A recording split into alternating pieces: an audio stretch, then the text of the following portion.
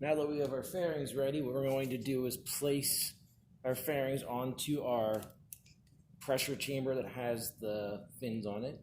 And when we do this, we're going to make sure that it's as straight up and down as we possibly can get it to be. So sometimes I use a ruler against it to make sure it's exactly where I want it to be. Then we're going to take a single piece of this filament tape. Right, this filament tape's kind of nice. It has this fiberglass mesh in it. If you don't have any of this, you can use masking tape. And we're going to wrap it around that seam. Okay. Now I measured this out to be the circumference of my bottle here because I don't want to have a lot of extra. But what I do want to do is try to make sure that I cover the seam half on and half off the best that I can going around. And I'm going to try to make sure it's as smooth as I can get it to be as I go all the way around.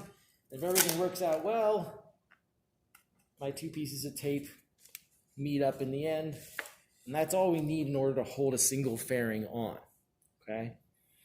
The fairing that we shrunk now should slide onto this side, okay? It's gonna go inside of here. Sometimes you have to fight it a little bit until it lines up. Okay, we want that to go on till it stops essentially, because that's gonna be forced. We'll take that ruler again, place it up against here, make sure it's nice and perfectly straight. If we have to adjust it, we can.